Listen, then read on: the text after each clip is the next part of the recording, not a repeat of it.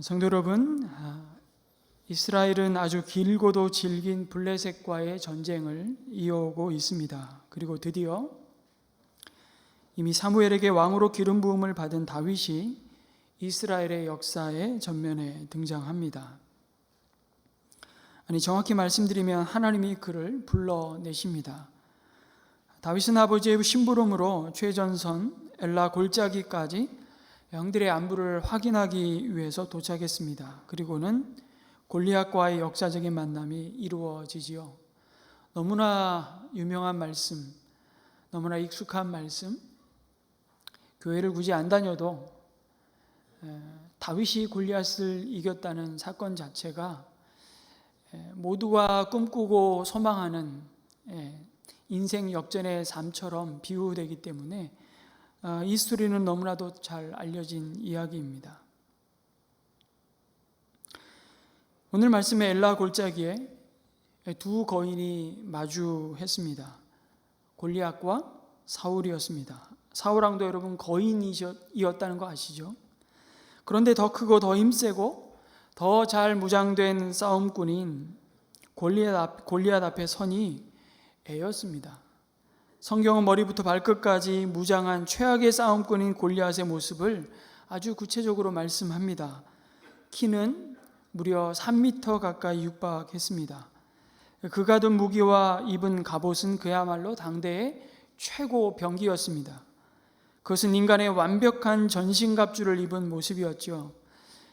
그런 골리앗이 40일 동안 밤낮으로 전장에 나와서 온갖 저주와 조롱과 욕설을 이스라엘 군대에 퍼부었습니다. 한마디로 이 싸움은 40일 동안 창 한 번 써보지 않고 누군가 활에 의해서 한 사람도 죽은 전쟁이 아닌 그야말로 골리앗이 죽기 전까지 말의 싸움이었습니다. 처음부터 말로 싸워서 말로 끝나는 전쟁과 다를 바 없었죠.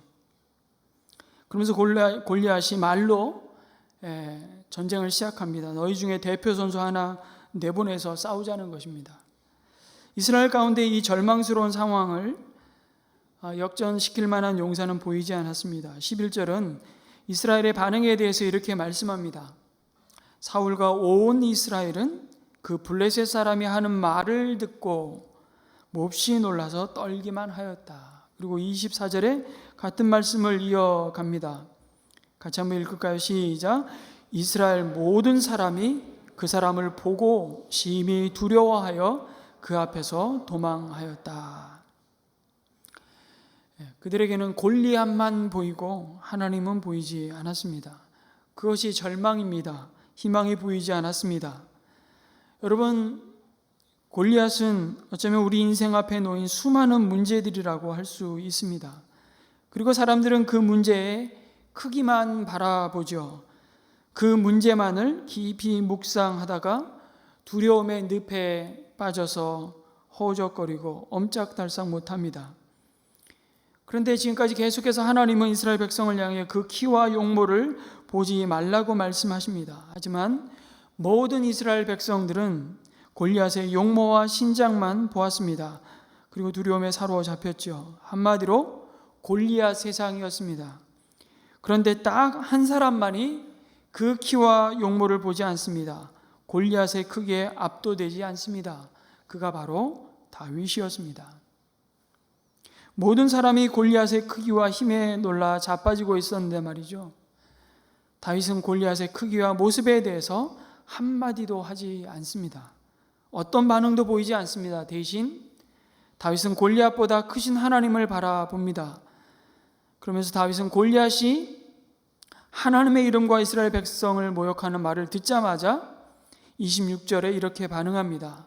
도대체 저 할례도 받지 않은 블레셋 녀석이 무엇이기에 살아계시는 하나님을 섬기는 군인들을 이렇게 모욕하는 것입니까?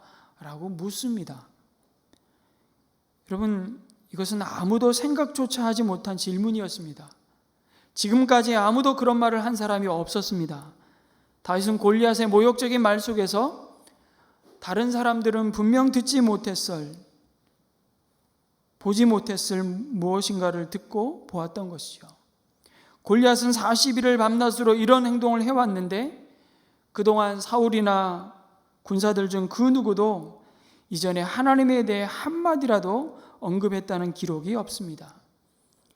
무엇을 말합니까? 사울은 하나님이 이 전쟁과 아무런 상관이 없는 존재인 양 행동해 왔던 것입니다. 그런데 하나님이 이 전쟁과 관련이 없는 존재시라면 이스라엘이야말로 정말로 심각한 문제에 빠진 것입니다. 그것이야말로 눈에 보이는 거인 골리앗을 보면서 벌벌 떨고 있는 것보다 정말로 두려워해야 할 하나님을 외면하고 무시하는 태도를 보이는 것이죠.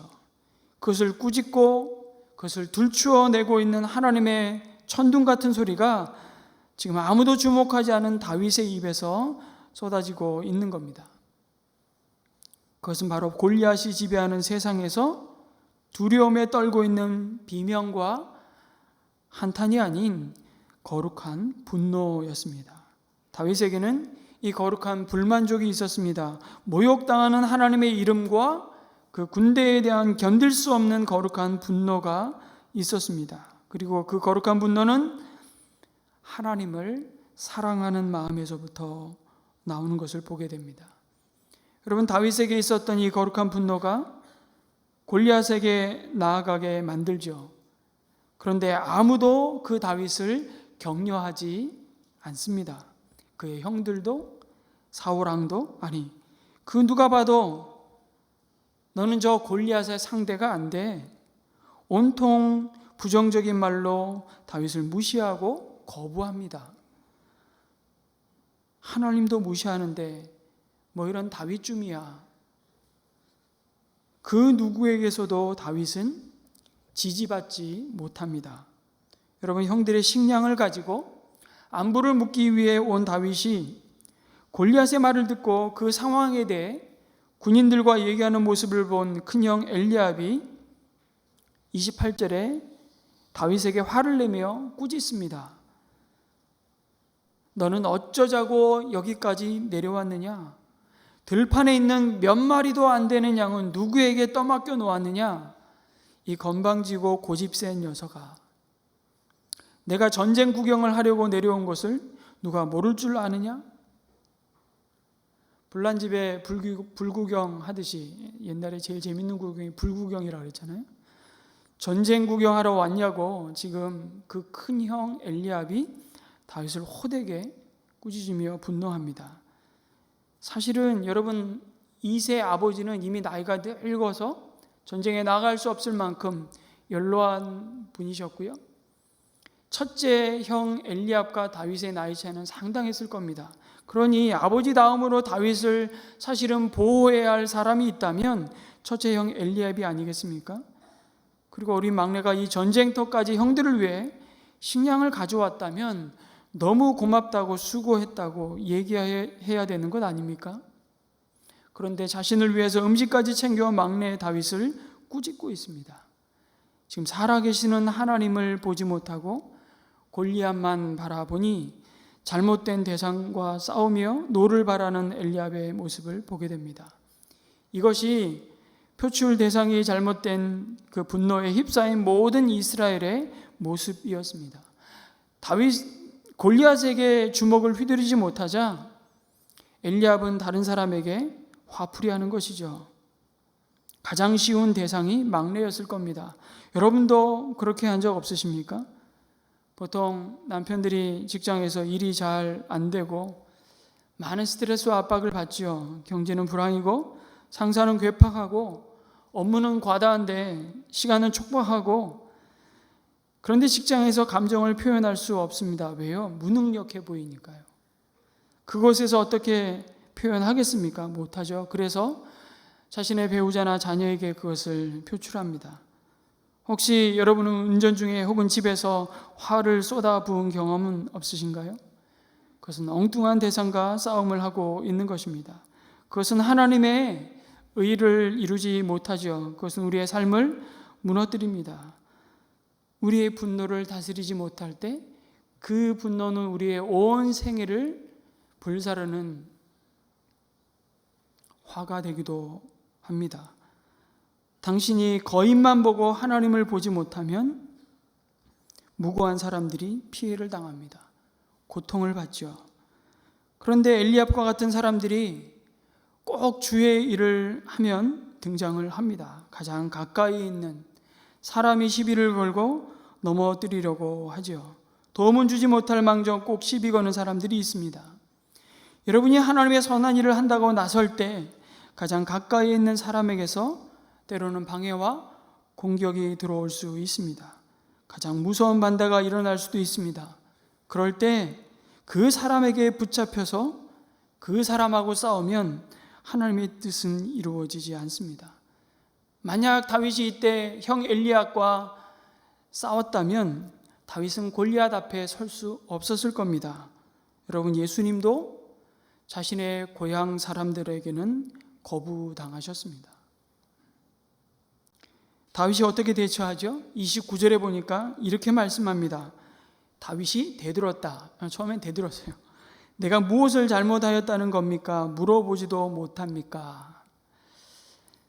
다윗이 여러분 그렇게 화를 내면서 꾸짖는 형을 향해서 얼굴도 보지 않고 그냥 무시하고 쌩깠다면 더 열받습니다. 그런데 그 다음 태도가 사실은 중요합니다. 30절에 이렇게 말씀합니다. 같이 읽겠습니다. 그런 다음에 다윗은 몸을 돌려 형 옆에서 떠나 다른 사람 앞으로 가서 똑같은 말로 또 물어보았다. 이렇게 말씀하죠. 골리앗하고 싸워야 하는데 엘리압하고 맞서다가 자칫 끝나는 전쟁이 될 수 있었던 것이죠. 그래서 엘리압하고 싸우면 아무것도 못합니다. 엘리압은 싸워야 할 사람이 아니라 30절에 다윗의 태도를 보니 피해야 할 사람이었습니다. 여러분, 때때로 엘리압은 내 남편일 수도 있고요. 아직 예수 그리스도를 만나지 못한 내 아내일 수도 있고 내 자식일 수도 있습니다. 꼭 우리의 마음을 격동시키는 엘리압들이 있습니다. 아니면 내가 그 엘리압 노릇을 아주 신실하게 하고 있는지도 모릅니다. 역시 이런 말씀을 읽을 때면 항상 나는 다윗이어야 하고 당신은 엘리압이어야만 하는 그런 투철한 사명의식을 가지고 있는 분들이 계신데 꼭 그렇지만 않다는 것을 겸손히 인정하셔야 됩니다. 다윗의 발목을 잡는 사람이 또 있죠. 바로 사울 왕이었습니다. 이스라엘 군사 모두가 골리앗 때문에 지금 다 죽겠다고 하는데 처음으로 골리앗을 죽이겠다는 사람이 등장한 겁니다.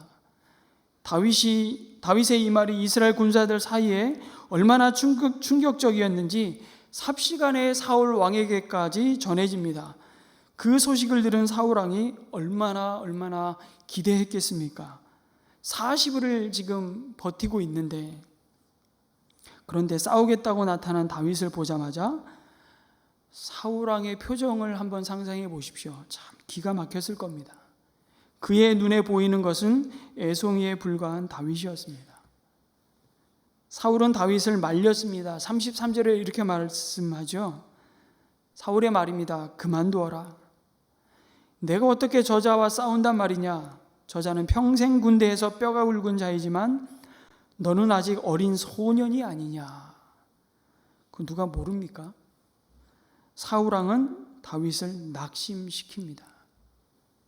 사울왕의 눈에 여전히 이 전쟁은 힘의 크기와 무기로 하는 전쟁일 뿐이었기 때문이죠. 사울이 다윗을 불러서 용기를 주고 격려를 하는 게 아닙니다. 언제나 우리 주변에도 끊임없이 우리를 말로 낙심시키고 주저앉히는 사람들이 있습니다. 그것이 때로는 우리의 부모일 수도 있고 우리의 선생님일 수도 있죠. 왕 자신이 사실은 나가서 싸워야 할 사람인데 오히려 사울은 네가 싸워서는 안 될 이유, 내가 싸우면 백전백패하는 이유를 조목조목 말하고 있는 것입니다. 주님의 선한 일을 하려고 하며 꼭 안 된다는 이유만을 아주 논리적으로 얘기하는 사람이 있습니다. 굉장히 설득력 있고 합리적인 생각과 말이지만 전혀 믿음의 말은 아닌, 그리고 그 말 속에는 우리의 사실 신분을 계속해서 흔드는, 우리를 주저앉히는, 낙심시키는 말들이 얼마나 많은지 모릅니다.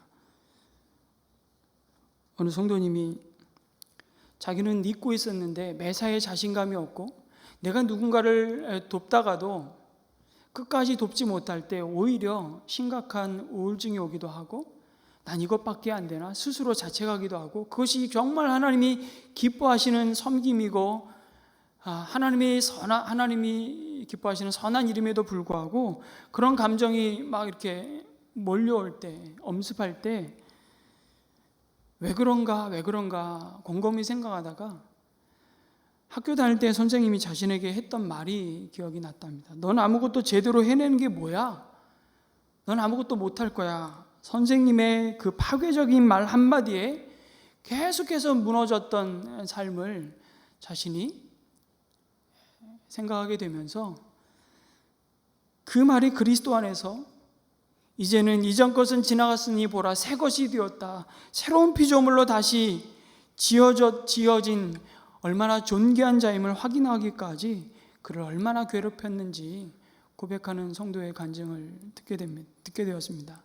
하나님 앞에 그 두려움을 가지고 나올 때 비로소 참 자유를 누리게 되었다고. 여러분, 우리의 두려움을 인정하는 것 굉장히 중요합니다. 하나님께 그것을 고백한 다음에 거짓말 대신 진리를 믿기로 선택하라고 말씀하시죠. 이 말의 싸움에서 끊임없이 우리를 향해서 우리 마음에 부정적인 말을 쏟아놓는 그 말을 마음에 담지 말고 하나님 주신 약속의 말씀을 담고 일어서라고.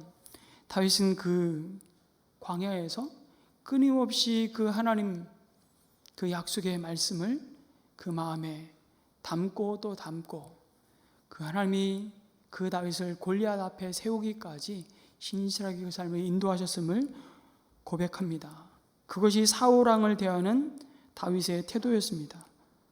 때를 쓴 것이 아니고요.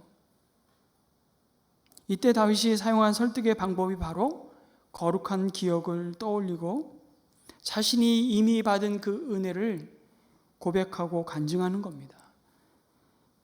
상대방을 정죄하지 않습니다. 한 번도 전쟁에 나가 싸워보지도 않았던 나도 이렇게 싸워보겠다고 이렇게 말하는데 도대체 당신들은 뭐냐고 그렇게 따지거나 정죄하지도 않습니다. 다윗이 골리앗 앞에 설 수 있었던 것은 하나님이 행하신 그 은혜에 대한 거룩한 기억이 있었기 때문입니다. 아비의 양을 치던 광야에서 그와 함께 하셨던 하나님의 은혜를 다윗은 잊지 않았습니다. 그것은 우연이 아니었습니다. 그가 광야에서 마주쳤던 곰과 사자의 공격 속에서 그는 하나님이 어떻게 그와 양떼를 지키셨는지를 기억했습니다. 다윗은 광야에서 목동 생활의 고단함을 기억하면서 얼마든지 불평하며 원망할 수도 있었잖아요. 그도 그럴 것이, 여러분, 사무엘 선지자가 아버지 이새의 집에 찾아왔을 때, 사울에 이어 왕 사물자에게 기름 붓고자 할 때 다윗은 그 자리에 없었습니다. 아버지의 눈에도 형들의 눈에도 다윗은 존재감이 없었습니다. 그뿐만 아닙니다. 8 형제 가운데 막내면 여러분 사실 굉장히 귀여움받고 사랑받아야 할 자리 아닙니까? 그런데 어찌 된 것인지 다윗은 그 위에 많은 형들 대신 아비의 양떼를 돌보고 있었습니다. 민족의 지도자 사무엘 선지자가 황송하게도 자신의 집에 방문했지만 누구로부터도 그 소식을 들은 것 같지도 않습니다. 마치 집안에서 천덕꾸러기 같은 취급을 받았는지도 모르겠어요. 가장 귀여움과 사랑을 받아야 할 어린 다윗에게는 어쩌면 이런 집안 분위기가 상처가 되었을 수도 있었습니다. 그러나 다윗은 빈들의 목동의 생활 가운데 벌어진 일들에 대한 놀라운 기억을 고백합니다. 34절에서 35절 말씀을 읽겠습니다. 시작. 임금님의 종인 저는 아버지의 양떼를 지켜왔습니다. 사자나 곰이 양떼에 달려들어 한 마리라도 물어가면 저는 곧바로 뒤쫓아가서 그놈을 쳐 죽이고 그 입에서 양을 꺼내어 살려내곤 하였습니다. 그 짐승이 저에게 덤벼들면 그 턱수염을 붙잡고 때려 죽였습니다. 정말 이상한 목동입니다. 아니, 사자와 곰이 물어가면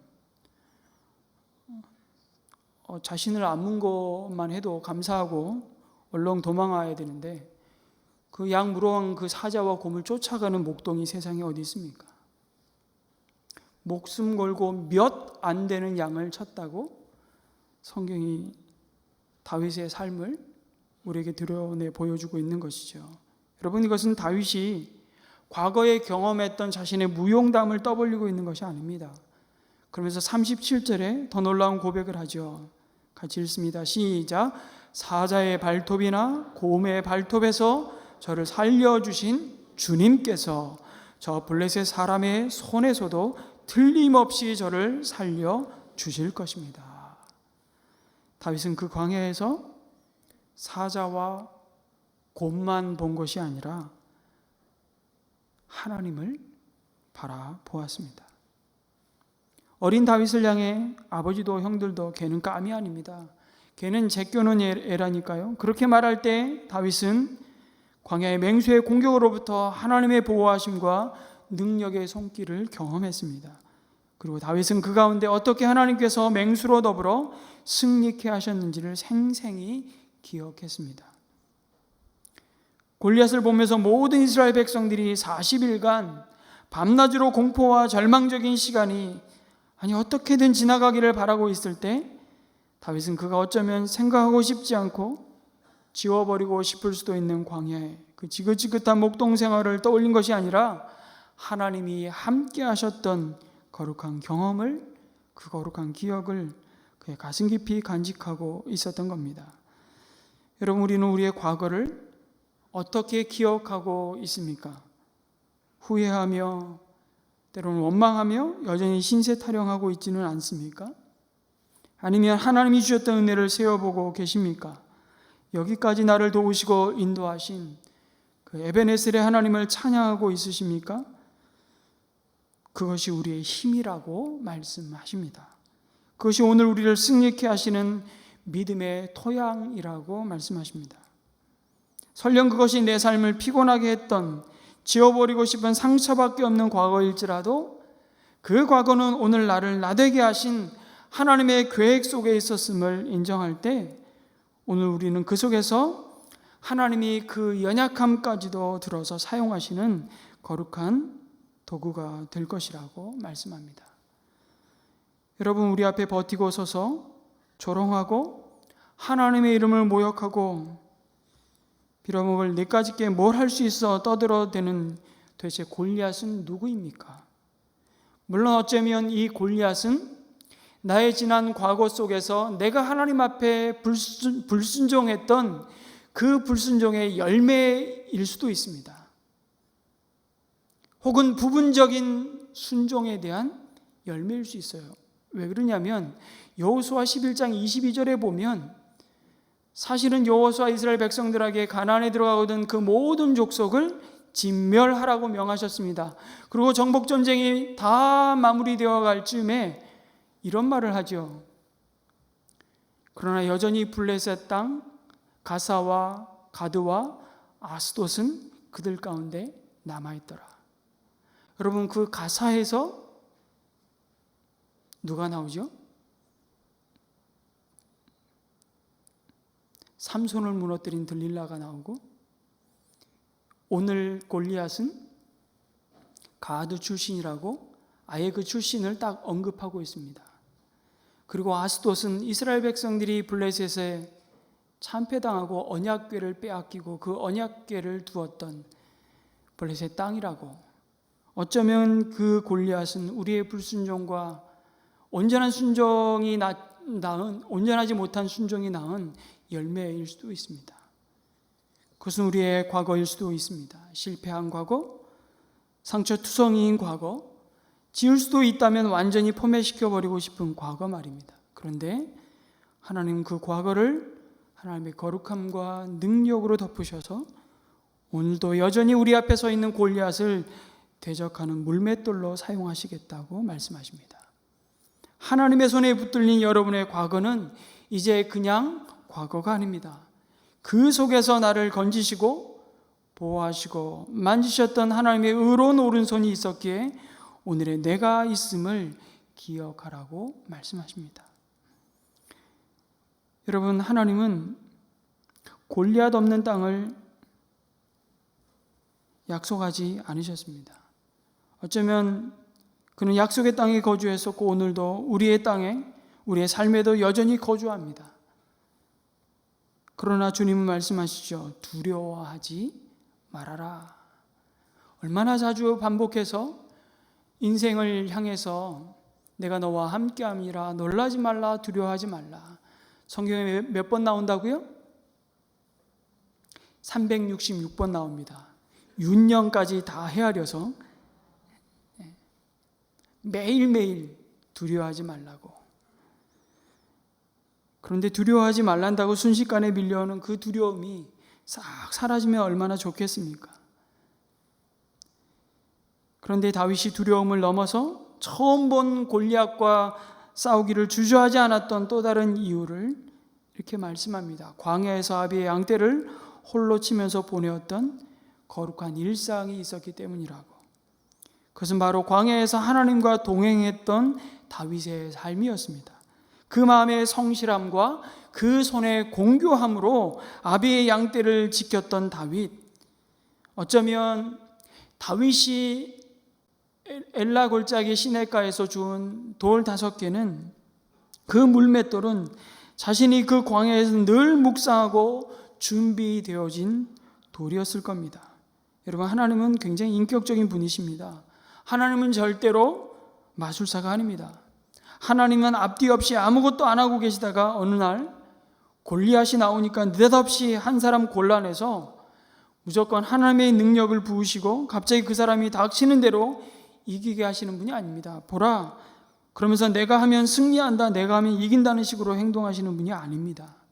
하나님은 가장 적절하게 일하십니다. 다윗을 내보내실 때에도 그럼 갑자기 손목을 감화감동하사 다윗이 그냥 아무렇게나 던져도, 물맷돌을 던져도 골리앗이 던지는 그 물맷돌에 와서 맞아주는 그런 상황을 만드시는 분이 아닙니다. 그동안 무수히 돌을 던져보았던 그 소년을 골라내시는 것이 하나님의 일하심입니다. 다윗은 그 하나님의 마음에 합한 사람이었다고 말씀하죠. 어디서요? 광야에서. 여러분, 엘리압을 비롯해서 아까 말씀드린 대로 이새의 아들들, 다윗의 형들이 사무엘 선지자가 어느 날 느닷없이 찾아와서 제사를 드리고 그의 가족들만 따로 모아놓고 아들 가운데 한 명에게 기름을 붓겠다고 합니다. 이것이 뭘 의미하는지는 이스라엘 사람이라면 다 아는 겁니다.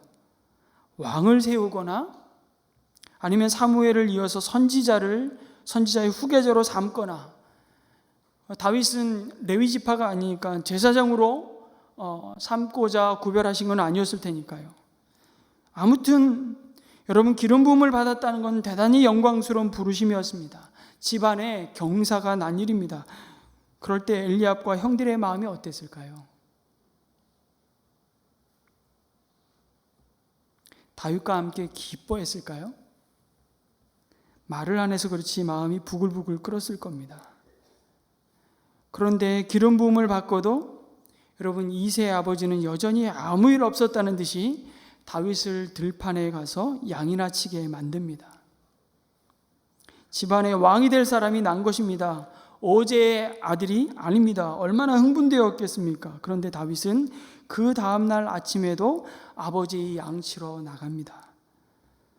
몇 안 되는 양인데 그 양을 목숨 걸고 지킵니다. 사자와 곰을 쫓아가서 그 입에서 구해오고 신실하고 변함이 없는 성품의 다윗을 보여주십니다. 여기 웬만한 사람 같으면 이렇게 말하지 않았겠습니까? 아버지, 제가 지금부터 왕입니다. 아버지도 이제 저를 대하는 태도가 달라지셔야 되지 않겠습니까? 제가 어떻게 지금 양을 보러 나갑니까? 그러지 않겠습니까? 그 정도 투정할 수 있는 것 아닙니까? 그런데 다윗은 여전히 양을 치러 나갔습니다. 이 말씀을 묵상하며 어느 분이 이렇게 얘기하시더라고요. 성령 충만하면 일상으로 돌아가야 됩니다. 다윗님이 여러분 앞장에서 보듯이 왕의 악사로 왕궁을 출입하는 사울의 무기를 든 자였다고 말씀합니다. 그런데 일상으로 돌아갔습니다. 왕궁과 집과 들판을 왔다 갔다 하면서 투잡을 뛰고 있는 다윗의 모습을 봅니다.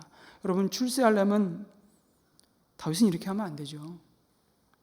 그러다가 전쟁터로 가보라는 아버지 이새의 명령에 다윗은 그럼에도 변함없이 군말 없이 따지지 않고 순종합니다. 또 그렇게 말씀하신 아버지를 향해서 아버지, 제가 기름 부음 받은 사람입니다. 아버지, 제가 다음 왕이 될 사람이라고요. 제가 이제 이런 일을 해야 되겠습니까?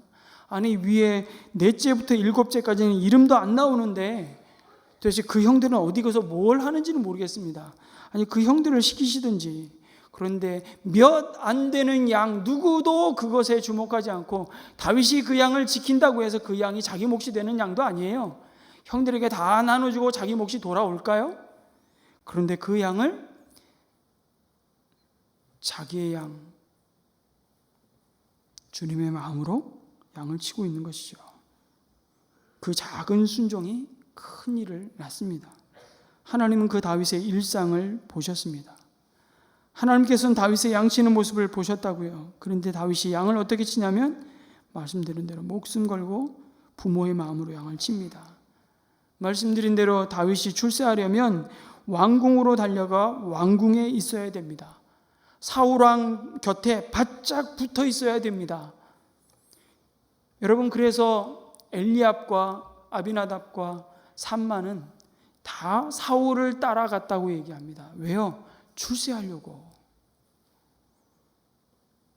세 명 형, 맨 첫째, 둘째, 셋째 형 이름만 계속 나와요.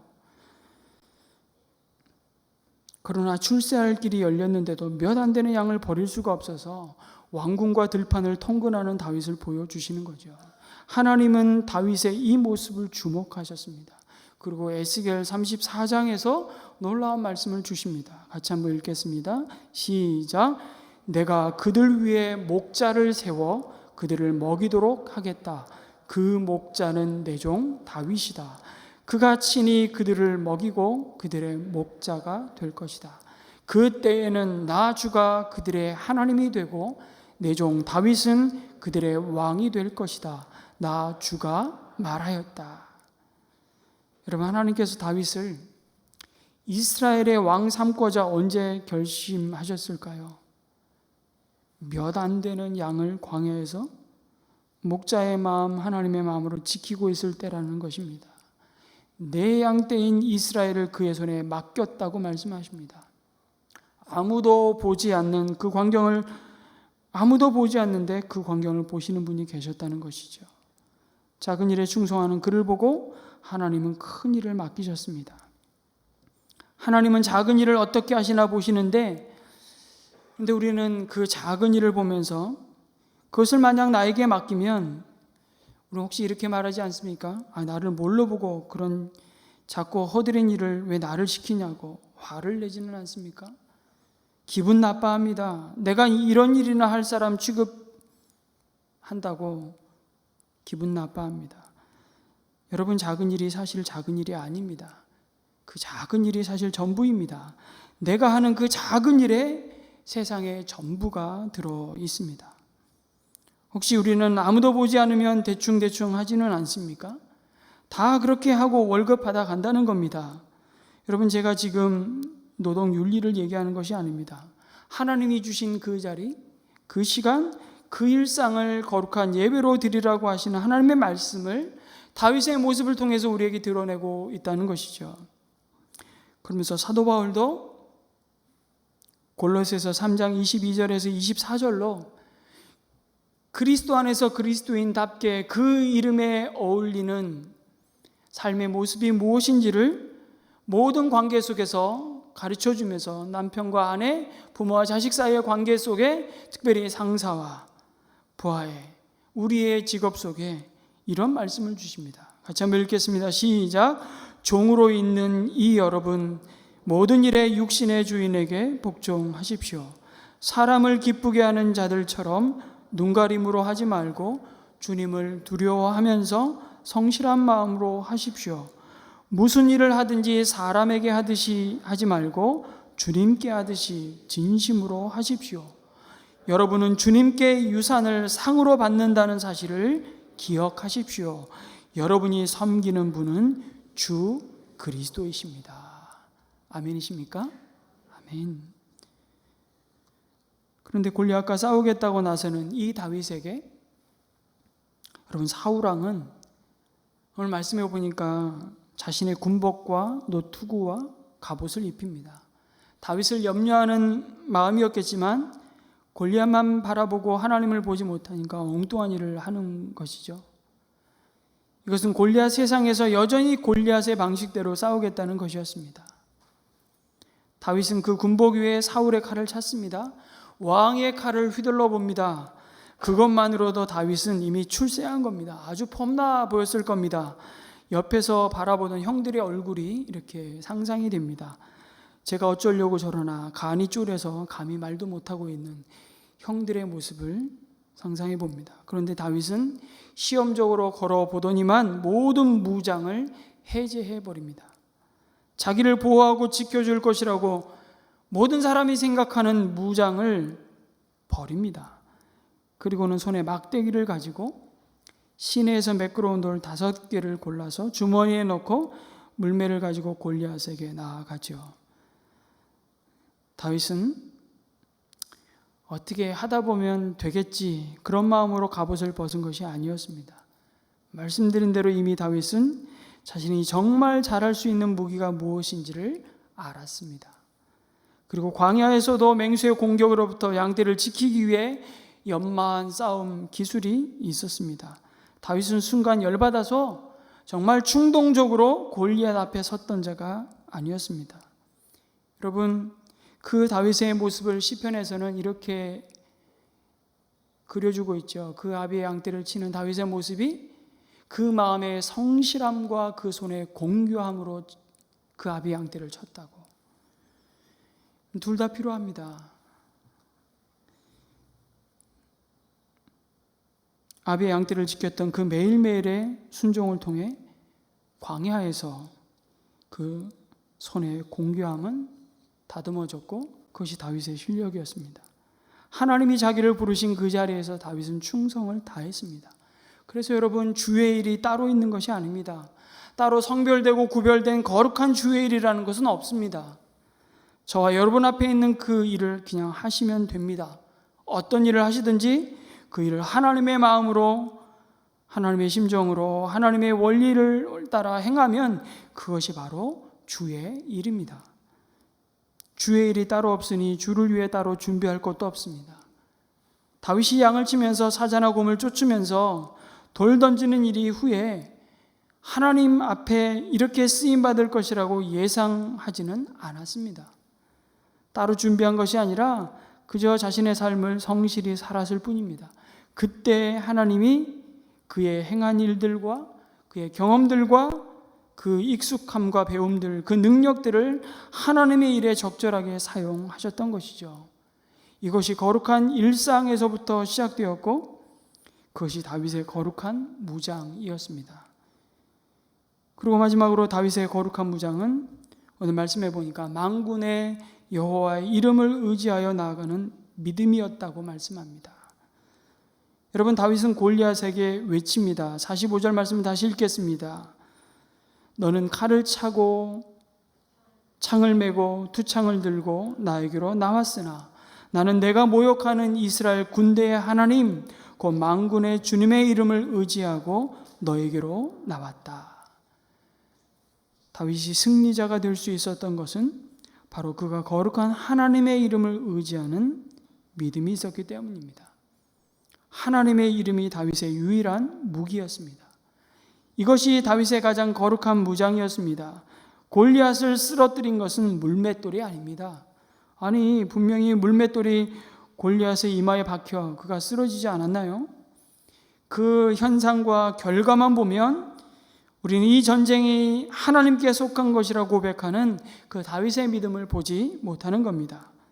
다윗은 문제의 크기를 보고 있는 것이 아니라 하나님을 보고 있는 것입니다. 다윗이 골리앗쯤 되니까 자포자기하는 심정으로 이제는 이건 내 힘과 내 능력 밖의 일이라서 그렇게 말하고 있는 게 아닙니다. 그는 아무도 주목하지 않는, 말씀드린 대로 아무도 알아주거나 칭찬하지 않는 광야에서부터 그 하나님을 의식하며 하나님과 동행했습니다. 이것이 거룩한 일상이었다고 말씀드렸죠. 골리앗과의 싸움은 그 일상의 열매일 뿐입니다. 사람들은 전쟁을 하려면 그럼에도 여전히 갖추어야 할 것이 있다고 생각합니다. 적어도 갑옷 정도는 있어야 한다고 생각하죠. 칼도 필요하고요. 방패까지 있으면 더 좋겠죠. 그러나 최고급의 무기를 준비하는 일보다도 더 중요한 것은 하나님을 의지하는 믿음이라는 사실을 잊으면 안 됩니다.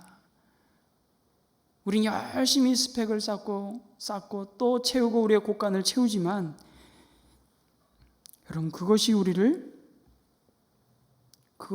승리케 하는 것이 아니라고. 믿음의 싸움을 싸우기 위해서는 세상 사람들이 준비하는 것과는 다른 것을 준비해야 한다고 말씀합니다. 성도가 열심히 준비해야 할 것은 하나님의 이름을 신뢰하고 의지하는 믿음입니다. 오직 믿음이라고, 그게 결정구라고. 그 몸에도 맞지 않는 사울의 갑옷이 아니라 하나님이 준비해 두신 전신갑주를 입으라고 말씀합니다. 진리로 너희 허리띠를 띠고 의의 흉배를 붙이고 평안의 복음에 예비한 것으로 신을 신고 믿음의 방패를 가지고 구원의 투구와 성령의 검 곧 하나님의 말씀을 가지라고. 이 전신갑주는 모두 하나님의 이름에 담아두신 거룩한 무기들이라고 말씀하십니다. 성도 여러분, 하나님의 이름에 능력이 있습니다. 그 이름을 가지고 사도들은 병을 고쳤습니다. 은과 금은 내게 없거니와 내게 있는 것으로 너에게 주노니 곧 나사렛 예수 그리스도의 이름으로 걸으라.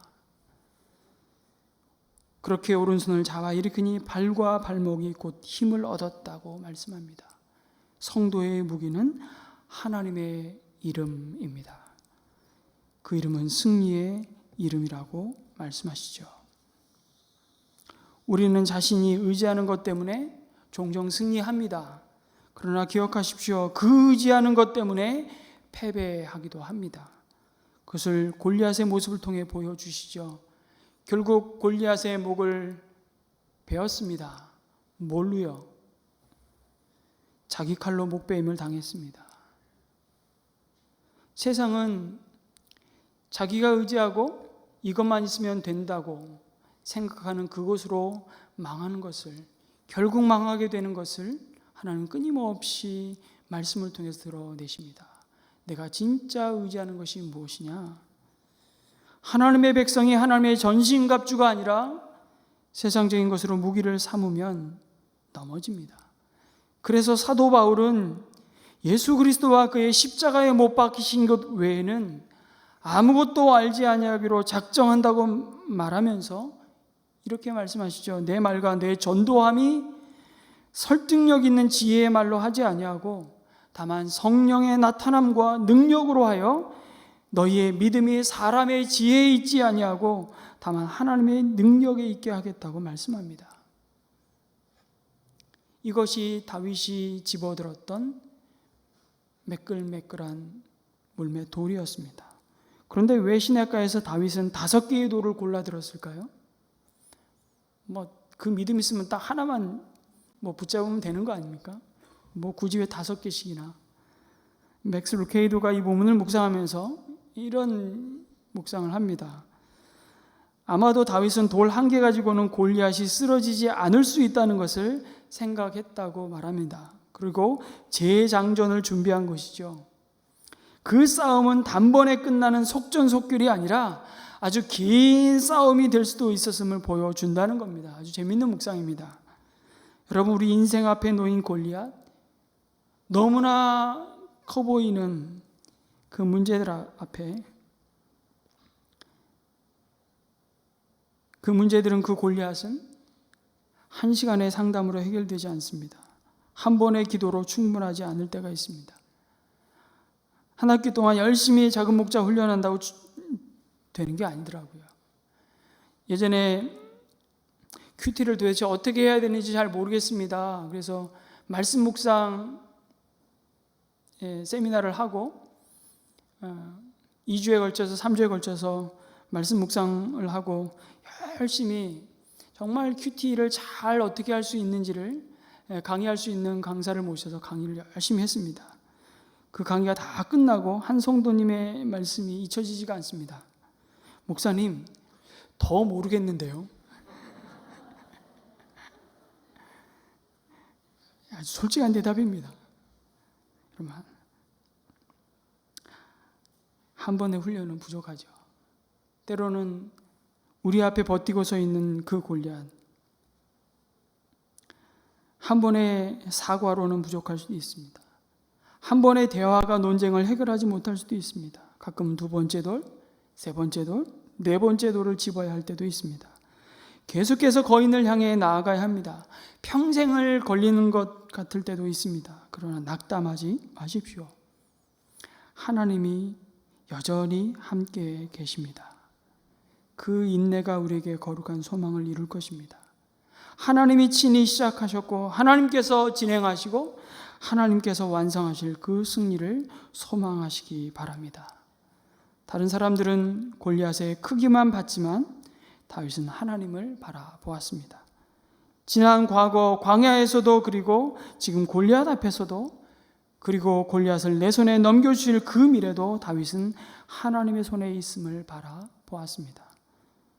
사랑하는 성도 여러분, 골리앗이 지배하는 것 같은 이 세상에서 거룩한 분노를 가지고 오늘 우리를 두신 그 자리에서 거룩한 일상을 하나님의 거룩하신 이름으로 무장하고 다윗과 같은 믿음으로 승리하는 삶을 사시는 우리 모든 성도님들 되시기를 주님의 이름으로 축원합니다. 아멘.